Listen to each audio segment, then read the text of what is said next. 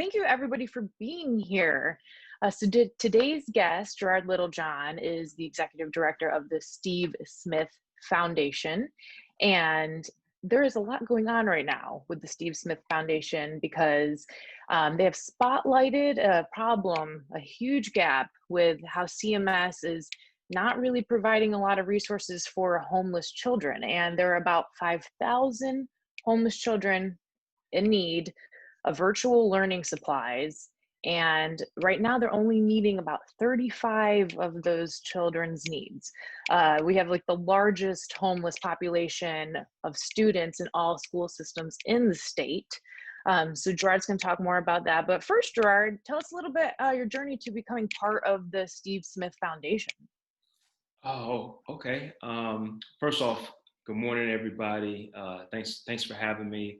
I was clicking through Zoom. This is like clicking through Zoom at the top is now like seeing who else is in the room. So it's like when you kind of have to spot and see who all is there. So I see a bunch of familiar faces and a bunch of people that are great supporters and essentially friends. That I see on here. So thanks for spending time. Thanks for having me for Interact. And thank you guys for attending. I'm honored. It's always a privilege to be able to get to do what I do each and every day. And so I have to make sure that I humble myself every single day and just realize, the things that I do, even, being transparent, even being tired the last 2 days ever since the WCNC report came out and Steve and I were on TV, to the overwhelming, and I don't say that lightly, overwhelming response that we've had since then. 98% of it positive. But Yeah. the overwhelming response that we've had since then, it really has been drinking from a fire hose for the last 48 hours, and my phone does not stop blowing up. So I had to put everything on Do Not Disturb. But no, my journey really has been to get to this point today. I grew up in Lexington, North Carolina, which is about 40 minutes outside of Charlotte. So I'm born here in North Carolina. I've never lived anywhere else. I've never moved. I've never relocated. I've never had a job in any other place than North Carolina. So North Carolina is home for me, and God willing, it's going to be home. I have no intentions of moving or going anywhere else. I'm a North Carolina boy at heart. And so born here in Charlotte, grew up in Lexington. It was me, my mom, my aunt, my grandmother, and my cousin, all living in the same apartment. Didn't have my own bed till I was 13. We lived in the projects until I was 10. And I just grew up not realizing till I was well into my 30s that how poor we were. I just thought that it was just kind of secondhand nature and how we grew up. I never really realized how much we were in poverty. I thought we were doing okay. I just thought we just didn't live in the best of neighborhoods. But even now, the older that I am and the more that I work in some of these spaces, I realize I was in that. And so that's really what I've learned. So that's how I grew up. Dad wasn't always around, was kind of in and out. And so I had his own battles, had his own struggles. And so it's really molded me and shaped me.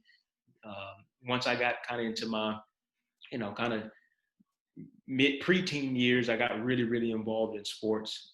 It's always been a part of my life, just kind of playing youth basketball and doing stuff like that. But started playing football when I was in middle school and really started having some success. And for me, that really kept me out of trouble. It surrounded me with other male influential role models. It surrounded me with kind of a space to just do what I needed to do and keep me out of trouble. And so did that and always made good grades and always was a pretty decent student, and really didn't realize my potential of going to college until I was well into high school, and just had people invest in me. And when you talk about the whole, it takes a village to raise a child, that's how I was raised. It was just a number of people who helped. As my mom worked in Charlotte, my mom worked for the Marriott Uptown. So she worked there for 30 some odd years and was just an administrative assistant and would commute back and forth to help take care of me and provide for me. So that's just how I was raised. I always had an example of hard work. My mom has always been that example of hard work, to where I've always had this never back down, kind of always work my ass off, if I'm being honest. That's just always been the moniker that I had. And then my grandfather was a police officer up until he retired from the police force. This is going to sound weird, but he started a funeral home in Lexington, in which it was one of the more successful Black businesses in Davidson County. And so from him, he died when I was 12 or 13, but he was also just this shining example of hard work that I had, that I would see him be a police officer, see him leave that job and then go, help run the funeral home. And that was just always this example of just hard work. So, a lot of you guys may know me, but I always take on a lot and I always do a lot, and I'm action based. And that is why, because it's in my DNA. It's what I saw. How I got involved with the Steve Smith Foundation is I went to UNC Charlotte. While I was at UNC Charlotte, I did an internship with the Charlotte Hornets. They were the Bobcats then, and we sucked. And so I did an internship there in public relations, and then subsequently again worked my butt off, and they hired me part-time to be a PR assistant during my senior year of college, and then they hired me right out of school to be a PR coordinator. Worked there for a couple of years and really made a bunch of great relationships with a lot of people in the building. Fred Whitfield is still a mentor to me. Just always surrounding myself with good people, and always try to improve my work ethic and hone my communication skills, whether it was written or whether it was oral. Left there, went to Lowe's, worked in PR there for a couple of years, then transitioned into the sports marketing department. Then started doing a little bit of their CR work, so their community relations, social responsibility work. And that's kind of where I started having a passion for kind of the giving back, and where I kind of feel like I kind of started finding a sweet spot with giving back and strategic giving and the whole social responsibility, because I knew internally I was helping people who look like me and giving an opportunity to people who otherwise wouldn't get it. So I've always approached the work that I do as if I'm on the other end. And that's what really motivates me. And again, it keeps me going.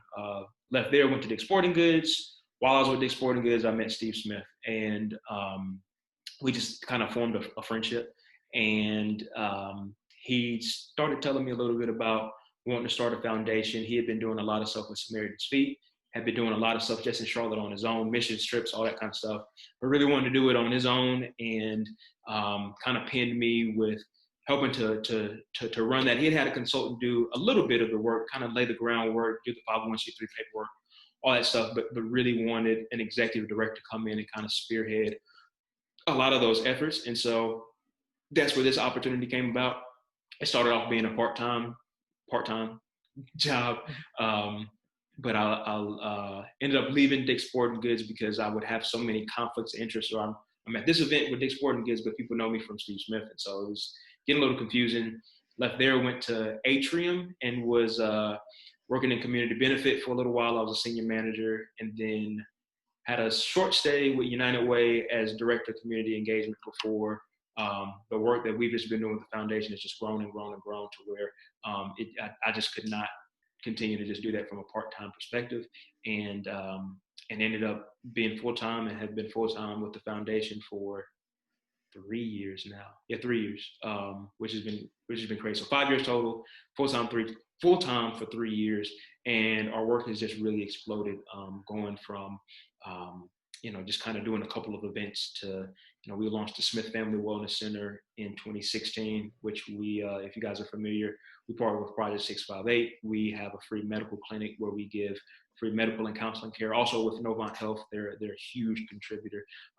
And so we were able to give, to date, we've done a little over 5,000 appointments with people who are uninsured, underinsured, heavily Black and brown population, a lot of our refugee population, and just kind of that whole corridor over there on Central Avenue, where it's just a melting pot of people. We're able to do that. We got a full-time family practice doctor, full-time pediatrician, full-time nurse practitioner, full-time medical director, full-time counselor, 6 counseling interns. I mean, we got a lot of people help make that work happen. And so, so that's what we do. And then, that's kind of how I got to where I am. It has been an interesting journey, because every job that I've had or every opportunity I've had, I pull something from each, and then something is always revealed to me in each job. Like I had no idea why I would take some job at Atrium Health. It really didn't. Even when I took it, I'm like, why the heck am I taking this job? But I learned everything about community health and everything about social determinants of health, which helped launch the clinic. And Yeah. so if I didn't go there to get that, then I would have never been able to help launch the clinic. So every part that I've had, working with the Hornets and being around athletes, I gleaned from that. Working from Lowe's and working and starting to understand about community relations, I learned how to run a nonprofit. Working for a nonprofit, United Way, like there's so much that I've gleaned at every single job that every part has made me better. And I don't think I'd be who I am today if it wasn't for being able to glean a little bit from each and every opportunity. It's all kind of led to this, almost to this moment. And investing, people, you mentioned people invested in you as a child growing up. And I know Steve Smith has also mentioned that if people hadn't believed in him and invested in him, he said he'd be in jail at this point. So that's where he thinks he'd be. So, keeping that in mind, there is a lack of investment in our homeless CMS children. And kind of how did the Steve Smith Foundation realize this huge problem was going on? And what made you start holding CMS accountable, and pushing to close this gap and this lack of funding for homeless children? Yeah. So overall, I'd say a lot of the work that we do just doesn't get publicized, and by far and large, it's by intention. I mean, there's so much stuff that we do. I mean, I don't even mean to put Pedro on the spot, but Pedro can talk about. We're in talks with Charlotte Family Housing. What, Pedro? Every day, every other day, maybe, of stuff that we do with them. That is, we don't talk about it. We don't publicize it. But we work with Pedro and Charlotte Family Housing on a day-to-day basis because we've got a housing program that we don't even talk about. We don't publicize for it. Won't even really fundraise for it. We just do it because it's the right thing to do. And so that's just in our DNA, to where we do the right thing with the right people for the right reasons. And it's not for public consumption because we don't ever want it to be, man, look at those guys. They're looking for media opportunities. Yet Yeah. we know that that's a platform that we have, given Steve and his platform, and given the reach even that I've been able to build in the last few years. So we utilize it when we need to, but we don't rely on that. And so I'm in a group that meets every week that is all the Black male-led nonprofits here in Charlotte. And so I'm trying to skate through and see if there's anyone in here. So I don't know if anyone's in that group, but we meet every Tuesday and just talk about, honestly, it's just a resource group. It's just a way for us to collaborate on ideas. And so we do that every Tuesday. And so when CMS made the decision to go full virtual, that probably took up a whole hour and a half of where we're just talking about, man, how is that going to impact a lot of the kids and families that we all collectively serve? And it really got my mind turning of what is the response. And so one of the participants on that call is Colin Pinkney with Harvest Center. And if you guys know Colin is salt of the earth, one of the best people in Charlotte. Again, another person who helps pour into me. And he started telling about how there are at least 20 kids at his facility that are school-age kids that they were looking into working with the McKinney-Vento program at CMS. And so I didn't even know what any of that was. Honestly, we don't work with CMS hand in hand. We've done some one-offs, like we've done a mental health program where we've been able to give digital learning curriculum to students within CMS and be able to provide some basically tablet learning software that deals with social emotional learning. But I never had to deal with CMS. That was kind of a turnkey program that we did. So I've never really had a lot of contacts within CMS or a lot of dealings, because a lot of the stuff that we do just doesn't deal directly with CMS. We'll give free back to school physicals, through our clinic with CMS. But again, I mean, that's just working with kids that are in the neighborhood. We're not working with CMS for that. So when I learned about that opportunity and Colin was talking about how he was working, just kind of reached out to him and said, hey, who's your contact over there? I'd love to learn more. If you guys are doing this kind of remote learning support center, maybe we can help. Because it was important, because why that's even important in the first place is, think about it, 5,000 homeless kids in Charlotte overall in totality. often, homeless is not just you living on the street. Homeless is that, but it's also I live in a shelter, but I can't stay in a shelter from day to day. During the day, roof above or anyone else, that they're closed during the day, and you have to go back and then stand in line and hope that you can get your spot back. So they're not there. Even when you're in a shelter, that doesn't mean that you have a roof over your head for much less 8 hours a day, but any further than that. So people are in shelters, people in extended stay hotels, like a budget inn or anything like that. And then you've got people who are just living on the couch with grandma. You got people who are living in the cars. You got all these different folks to where CMS is giving everyone a laptop and a hotspot. That is fantastic. But at the same time, we're all sitting here on Zoom. We're in our dedicated workspaces. I'm sitting in my own privileged office that I have, just to myself. But think about all these kids that they're not going to have that. They don't have dedicated workspace. My daughter is right there. So she's doing her remote learning as we speak. And so she's got her mom that's over her shoulder right now. I'm giving you the play-by-play like I'm working for Monday Night Football. So her mom over her shoulder right now. She's troubleshooting the technology. Like they're doing all that stuff as we speak. Can you imagine doing that right now? Like trying to troubleshoot your hotspot. How many times do I use my phone as my hotspot and something doesn't work right and I get frustrated with that thing? I'm 35. Can you imagine a 7-year-old doing that, right? And if they're in like a car, like, can you how do imagine you doing do that it? from your car? Can you imagine doing that from, I'm not trying to be funny, but can you imagine doing that from one of the hotels on Sugar Creek where there's a crack deal next door? There's a prostitute on the other end. There's a robbery around the corner. Like, can you imagine doing all that? And so that is real life. That's the real life part of it, to bring the practicality to it.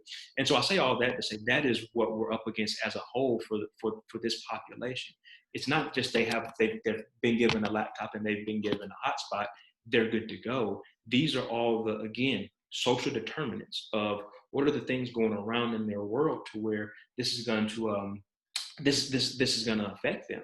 And so talking with Colin, they're like, hey, we're going to be able to work through McKinney-Vento and a third party called Oasis, which is basically CMS hired them to be doing some enrichment programs, hiring tutors, hiring facilitators, distributing meals, doing all that. So through this program and this collaborative, we're going to be able to have a remote learning site where they'll be able to get one-on-one attention. They'll be able to get tech support, their meals delivered and distributed to them. They'll be able to have basically that attention that these kids need, that they typically escape to when they go to school, that they'll be able to have there. So I'm like, all right, this will be great. Let me figure out, how can I establish a second site? Again, just reach into my Rolodex. I see Cher Charlotte's on the line. So I reach out to Garrett, who runs Huga Co-working. And I'm like, hey, I'm just gonna take a guess, but I'm gonna assume there's a lot of people who are working from home. And you probably got some space. And he's like, man, at the Uptown location on Hill Street, they've got 8,000 square feet of space that I guess some company was supposed to move into, but because of COVID, they weren't able to do that. But this place already has cubicles, chairs, copy machine, conference rooms, all this stuff. It's just ready to be cleaned, ready to use, already Wi-Fi enabled. I'm like, great. Let's go forward. Let's utilize that. It's still a huge space. So it's 8,000 square feet, $10 a square foot, $8,000 a month. But we'll make the contribution to be able to do that and cover this. And so I go back to CMS and I just say, hey, we've got this opportunity. I go to McKinney-Vento and they're like, hey, we only have funding for 35. Like, that's not even, That's not 5,000. It's not even 1%, right? It's not even 1% that we're all doing. And so I said, okay, what if we can come alongside and provide a space and help to raise funds for these kids, what does that look like? What could be our max out? And our max out through Oasis was basically 100. So when you see publicly we're trying to raise for 100, that is their kind of max out number, which still it's less than 1% that we're trying to do. But overall, it is, why is this program that if you go on the CMS website and you look at the McKinney-Vento Act, which was passed, I believe, in the early 90s, basically says that every kid is enabled to a free and attainable education that removes barriers. And literally, it's right on the site. If you think I'm lying, go look on the site. It says that they remove barriers in order for kids to get an education, that they provide transportation, they provide meals, all this stuff. Yet and still, I argue, what is a larger barrier than this, right? This pandemic, Right. this is a huge barrier to their education. Why can't we expand this more? So that's when we basically decided we will now utilize a platform that we have to galvanize this community and say, all right, not only are we going to hold CMS accountable, and we're still going to hold them accountable to see what can they do to either reallocate, to apply for different types of funding, whatever that is, we're holding them accountable because by law they have to. But then also we're going to call on the community to say, you know what, let's help fill in the gaps, not let's help enable CMS, because we can't let them off the hook. We can't do this. And this is also not to villainize them, because you have to understand too that there are budgets that they have to have passed back in June. There are different things that no one saw a pandemic coming. So also approach them with grace, right? And allow them to be able to pivot. But also overall, these students are our community. Number one, they all belong to us, right? And then number two, what can we do to help fill in the gap to say, all right, we're not going to let these kids fall through the crack. Research shows that low income, not homeless, and we're just talking low income students are typically 2 years behind middle class students when it comes to the education gap. And then typically they fall behind because they'll go 3 months without any type of instruction, any type of teacher interaction. Well, these kids right now have been out for 6 months because of the pandemic. So what the education gap already is can turn into a Grand Canyon if we do nothing with these kids, because there are already teachers that are saying kids have not logged on. We're already, I think Charlotte Agenda just released something last night where there's still 18,000 kids who don't have internet access. So how can we do virtual learning when we don't have access to virtual?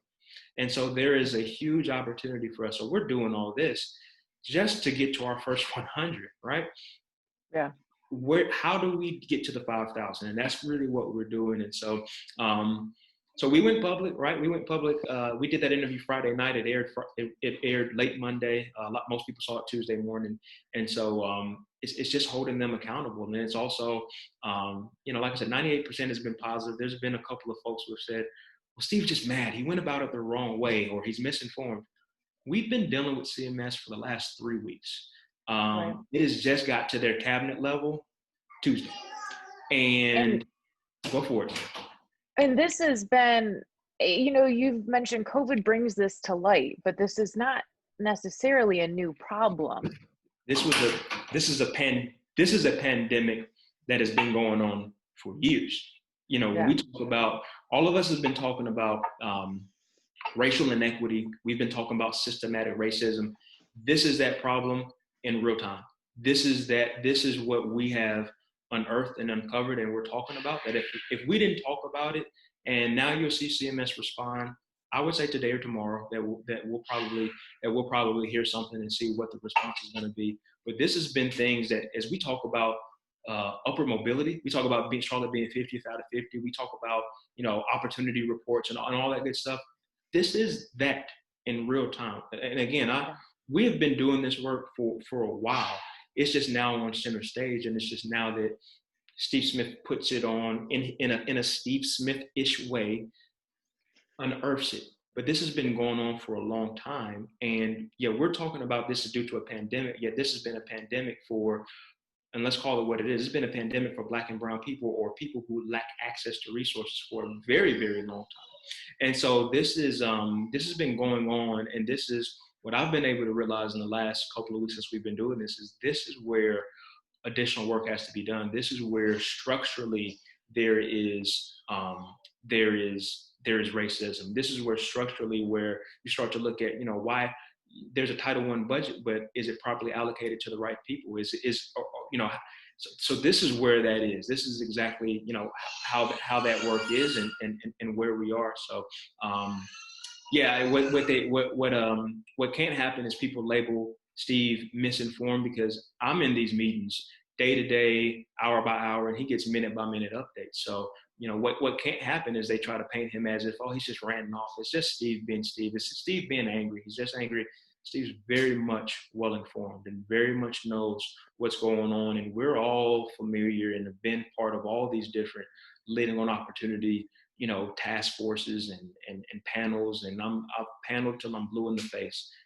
this is time to do the action. And that's exactly what we're doing. And this is us stepping up to the plate, and hopefully, and not even say hopefully, people have responded, and there are going to be some big time responses. And I can't wait to share some of them that even just right before this call, that we've been able to do. But, just continuing to have things like this, even me just being able to continue to have dialogue and just educate people, because it's not about a dollar amount. While there is a hard dollar amount that we're looking to raise and looking to secure, it's also more about getting people to understand what's really happening, what happens behind closed doors, and what happens in these spaces that typically get unseen, what happens at, those hotels that we drive past on 85 when we go past Sugar Creek Road, what happens, when we drive past, Tent City, when we're uptown, what happens when, when we're on the west side of Charlotte, going past, different shelters. This is the real work. This is really what happens in Charlotte. And the repercussions of this gap in learning, even just the 6 months and continuing forward, can be grave for the future of our community, because there is a whole generation of youth that will be lost. Can you speak to that a little bit? Just think about it, right? They may fall behind in reading levels. Let's just use, for example, a third grader, right? So let's just take the same kid who's dealing with homelessness, and what I said, let's just say that these kids are typically behind 2 years. So that quote unquote third grader is really a first grader. But then let's go a step further with this year. And given that they may not be able to log on, they may not be able to adequately keep up if they even are logged on because they aren't properly supported. Now that first grader turns into, essentially, they stay a first grader, but essentially they're kindergarten. And think about how, if you continue to progress as they should versus where they actually will be, well, where does that end up? Well, that person may drop out. That person may functionally just be behind. It's going to impact their job status, which is going to impact the opportunities they get when they get older and they want to have kids. And now we're exactly where we are when we're talking about upward mobility, right? When we talk about people who are born poor that stay poor, this is that, right? This is that, just solely based off of them falling behind in school is how quickly their mobility becomes limited or gets to a cap. And it's because of this, right? It's because of, and I'm not saying because of this just because CMS, there are generally other factors, right? We can talk about jobs, we can talk about access. So there is a whole ecosystem that, again, this is not just limited to CMS, but what we can control is how they get access to things that stem from their education. And there are things that, again, CMS is tied through McKinney-Vento that for some reason they just haven't happened. And so now they're course correcting, which is great. And I'm encouraged by their potential response. But at the same time, there are things that this is an entire ecosystem that, again, when you look at the structure and you look at things that are systemic, that's where this is. So that's how it can play long term, is that, this child becomes an adult who is behind, and whether they end up dropping out, end up not being able to get a job because they don't have the right qualifications, they fall victim to a life of crime because they have no opportunities. Now you're starting to think about the whole school to prison